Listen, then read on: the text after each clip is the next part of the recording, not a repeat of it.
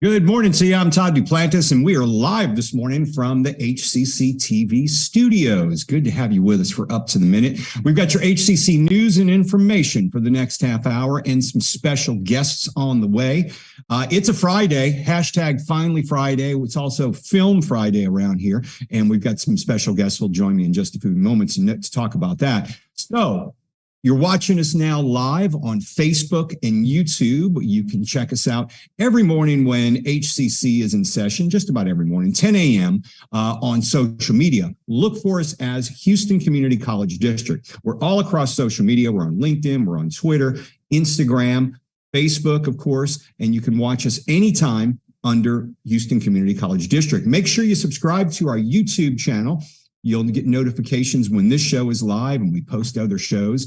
And you can watch us on HCCTV as well, our cable channel, at noon, 5, and 10 p.m. So today's guest, this is a very special Film Friday with both of our guests from the Mayor's Office and both with the ReelAbilities Film Festival, showcasing the talents of people with disabilities. Now, one of them is one of our VAST Academy graduates and was a guest speaker at the festival here at HCC. We're going to check in right now with Chau. Now, Alex, you're an administrative assistant with the Mayor's Office for People with Disabilities and also the ReelAbilities Film Festival speaker. Welcome to the show. It's good to see you. Good morning, Todd.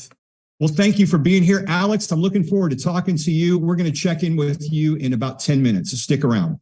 Okay. All right, thanks. But first, we're speaking with a big supporter of the film festival and of VAST, not to mention a supporter of Alex. Angel Ponce is the director of the Mayor's Office for People with Disabilities, and he is an HCC VAST Advisory Board commencement speaker. Good to see you. Thanks for being on the show, Angel. Todd, first of all, thank you for the invitation to be on here today with my colleague, Chau. I truly am honored to be here to talk about ReelAbilities and also about the Mayor's Office for People with Disabilities. So I want to get to ReelAbilities in a moment, but I want to start off a little bit. Maybe you can tell us your personal story, because apparently in 2004, you suffered a spinal cord injury. You now use a wheelchair, and it was a result of an automobile wreck. Tell us a bit about that in your life and where you are now. So, Todd, that's a very good question. A lot of times I do get asked that question, and it varies from person to person depending on what the message needs to be. But as a young adult, I made some really bad decisions that took me into a automobile wreck where I fractured my spinal cord. I suffered a head injury and a few broken ribs. And then I woke up in the hospital about 2.5 months later because I was in an induced coma. Yeah. And I realized that my life was just a whole different world now. I remember sitting right out by the window, looking down from the hospital down to the street below, looking at people crossing the street, jumping the curb, thinking to myself, that world is not for me. I was diagnosed with a spinal cord injury at a T12. And so that typically means that I probably won't walk for the rest of my life. And so you could just imagine that for me, it was a devastating moment in my life, but things got better and I made friends and I got a job and I went to school. And then eventually I found my way.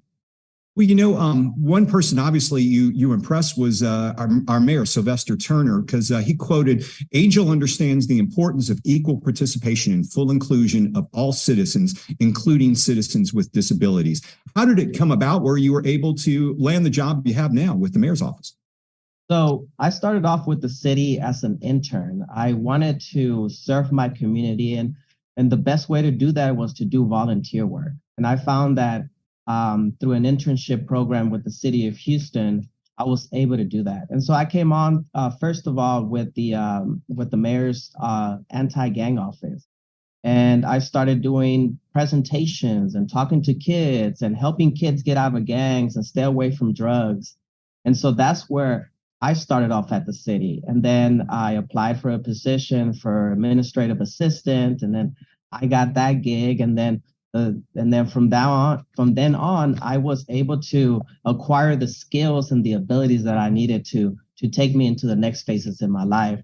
And so then a few 2 or 3 years later, I was applied for a position for a customer service assistant here with the with the mayor's office for people with disabilities. And then I got that job. And so then I started serving the community that best identifies like I do. And so then from that day then on, I just kept on rolling, right? Yeah. For those that don't know what that means, I am a wheelchair user, and so I use that sometimes just to play around. But and from then on, I started building my skills. I went to school. I made friends. I learned from other leaders in my field. And so and then when the director of the mayor's office for people with disabilities left this office, I talked to the mayor and I told him that I am the best person for this job right now. And so Wow. I got the opportunity to now be the director, and we're doing a lot of great things here now. You know what fascinates me? I want to get to ReelAbilities in a second, but one final question on this. What fascinates me is that it inspires me because you don't just talk about having a job. You talk about serving the community, and that's kind of been woven into your tenure with the city of Houston. It sounds like you've been there for some time, but that's really, I guess, what it means to you. It's not just a job, you're serving the community. And that's right. Actually, I had a meeting early this morning with one of my colleagues, and we were talking about a big project that we're doing here. And I told him, my job here is to serve the community, and I am representing people with disabilities. In the entire city of Houston, we have about 215,000 Houstonians with disabilities in the city. And those are the people that I represent. And so the work that I do every day, and sometimes I still go home and I try not to think about work, but it's hard because I go home sometimes thinking about, does this person receive the assistance that they needed? Yeah. Or I text a colleague and be like, did we handle this situation for this person? And so, yes, service to my community is very important to me. I started off with the city as an intern, a non-paid intern, where I did work for free. And so for me, I tell people all the time that a real successful job is a job that you would do even if you didn't get paid for it. And that's exactly what I'm doing right now. Let's get to the ReelAbilities. Tell us about that and why you're such a supporter of the ReelAbilities Film Festival. Of course, Todd.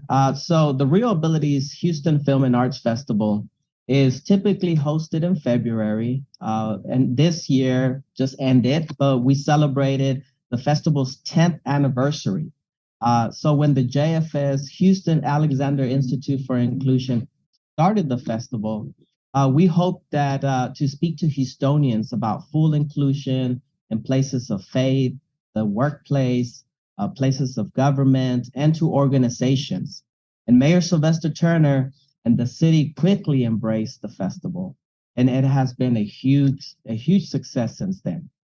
ReelAbilities Houston has been opening hearts and minds since 2013, helping us create relationships, alliances, and new pathways to opening doors to the workplace, to places of faith, and to different organizations in the city.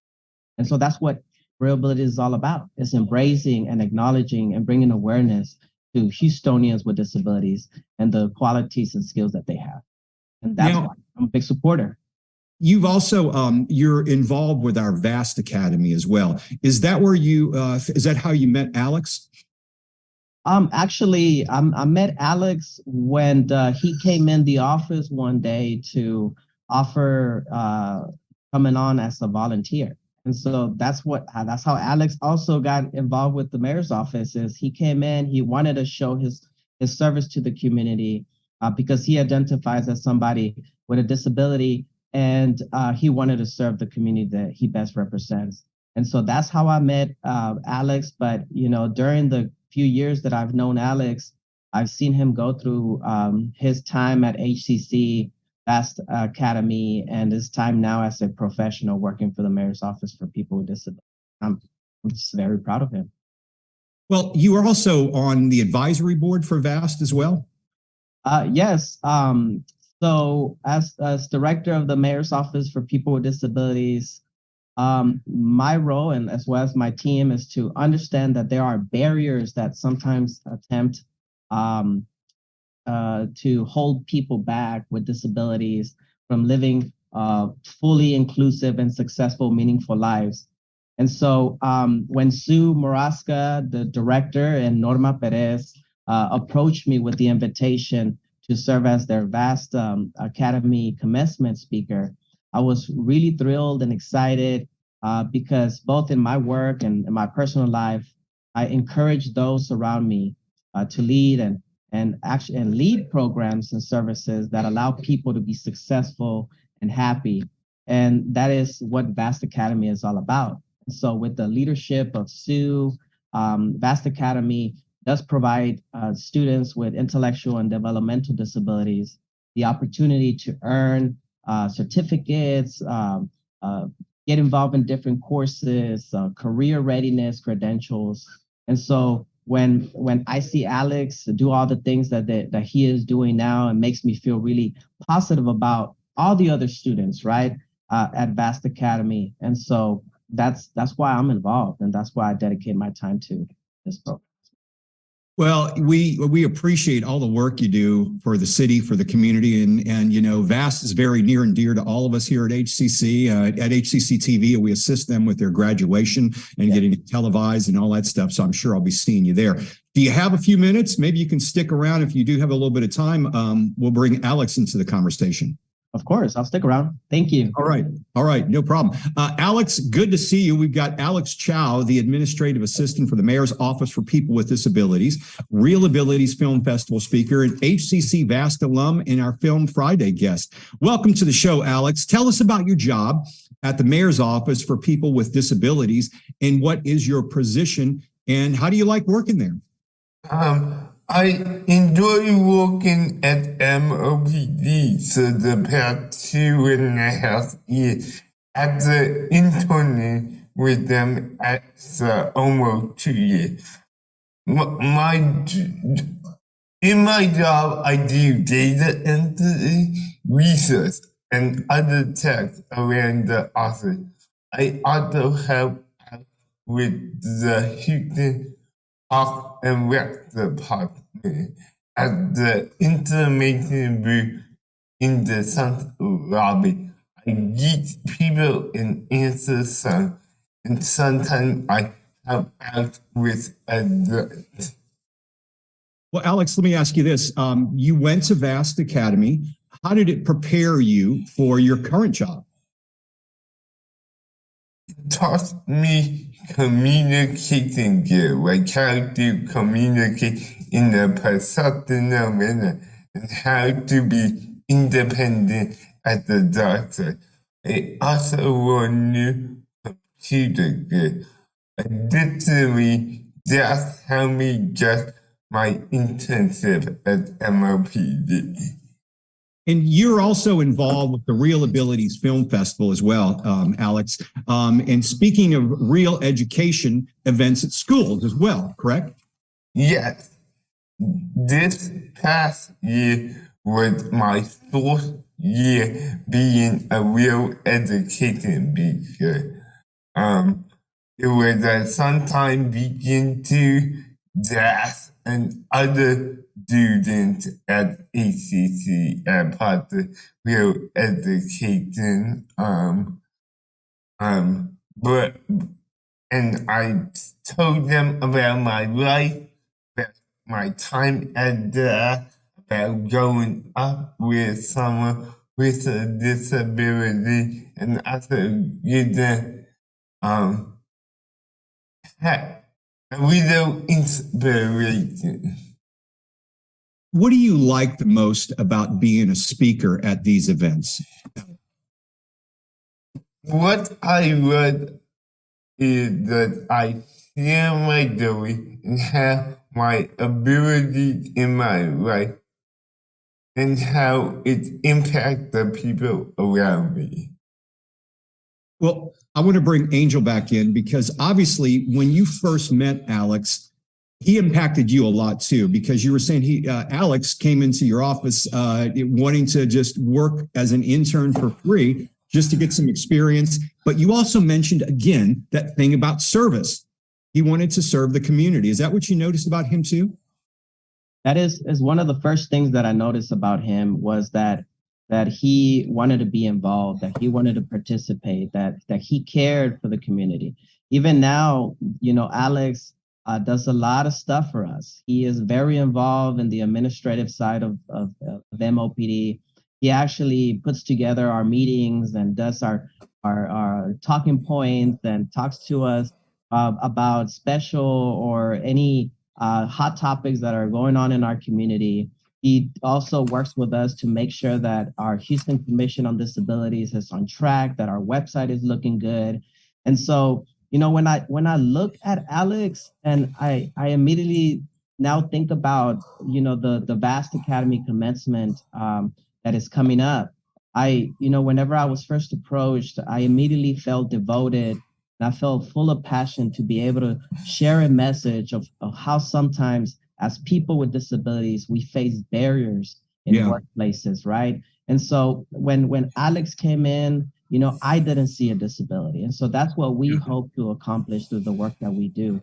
But most importantly, what I want to share with all the students at this graduation is how to be successful despite the fact that there are people and organizations out there that want to hold us back.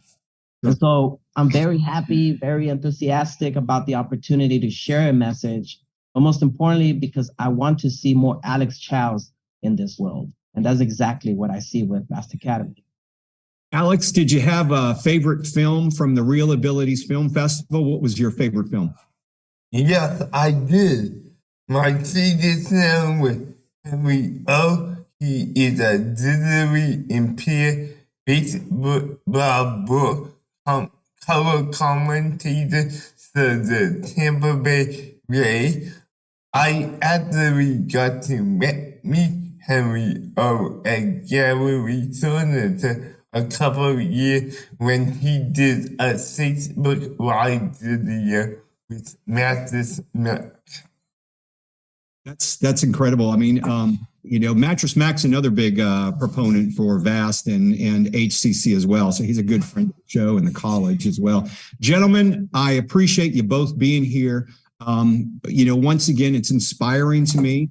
Both of you, mention service, and that's a very inspiring and incredible thing. And, I wish you the best.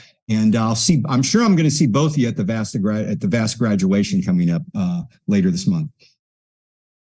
Thank you, Todd. Thanks for the invitation. Angel and Alex, we appreciate you both being here. Thank you, gentlemen. Dang. All right, so we've got a couple of announcements before we wrap up our show. A few things we're going to get through. Got a big idea. Well, join the STEM Innovation Challenge because, HCC has been invited to submit its best STEM ideas to the Community College Innovation Challenge.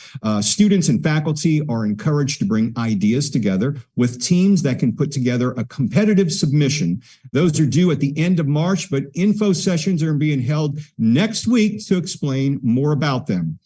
STEM Innovation by Jeff Steer. It happens from 3 to 4 p.m. tomorrow, Saturday, March the 4th. It is at the West Houston Institute Collaboratorium. If you haven't seen that, that's a pretty cool location. Anyway, another one's happening at the Business Model Campus, or I should say it's called Business Model Campus, and it's being hosted by HCC's own Ravi Brahmbhatt.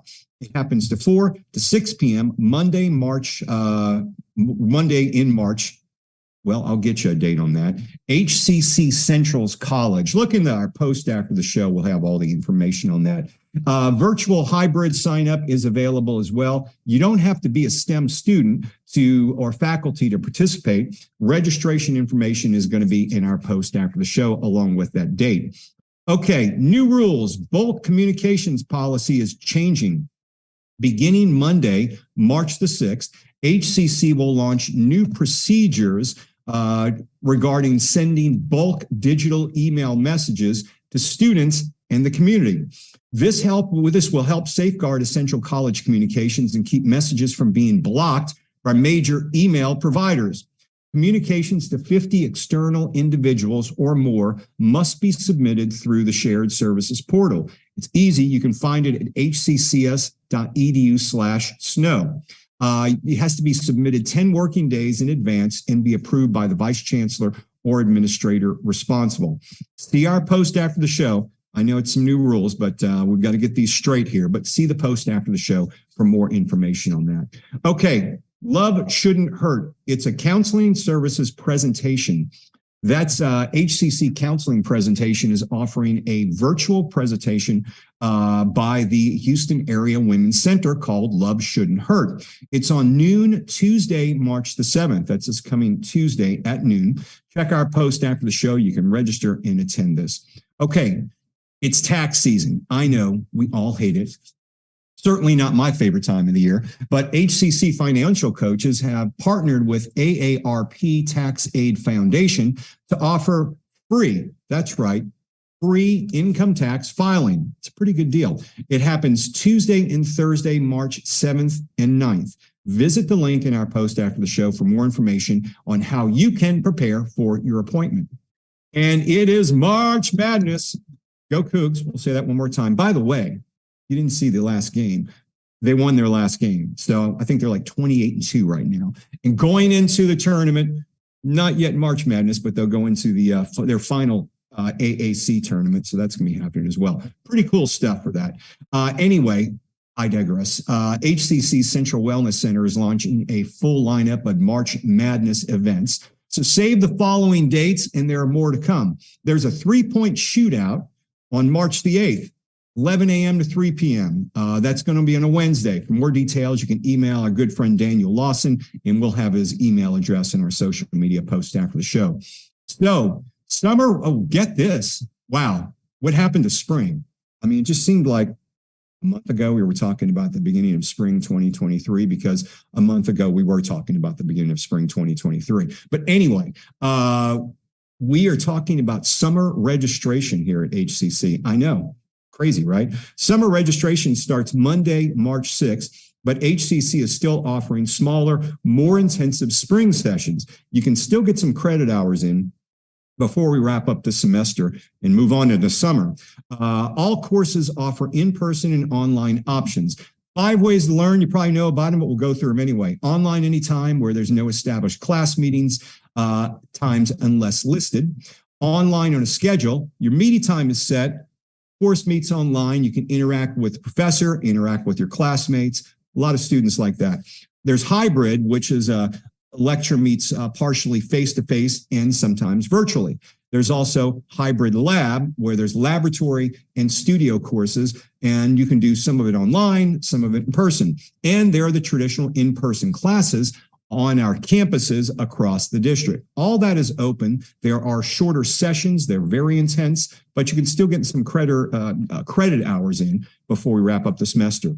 One way to apply, make sure you visit hccs.edu/apply. So Monday on the show, we've got Dr. Rima Adil, who'll be back on the show to discuss her upcoming Women's Empowerment Panel at HCC's Southeast College. It is in celebration of Women's History Month. See, I've been talking way too long. Need a break. It's Women's History Month, which if you didn't know, that's this month. It's March, all throughout the month. So we'll be celebrating that. And it's Mental Health Monday, and one of our favorite guests, Dr. Sean Fitzpatrick of the Jung Center, will be here to return. He'll be talking with his regular visit. That's all coming up Monday. We've got a nice weekend. If you haven't been outside yet this morning, you really should step outside. It's chilly. I know it was 85 yesterday, but it's like 52. It's crazy out there right now. And it's supposed to be beautiful all weekend long. So have a great, safe weekend. We'll see you Monday morning, live 10 a.m. right here for Up to the Minute.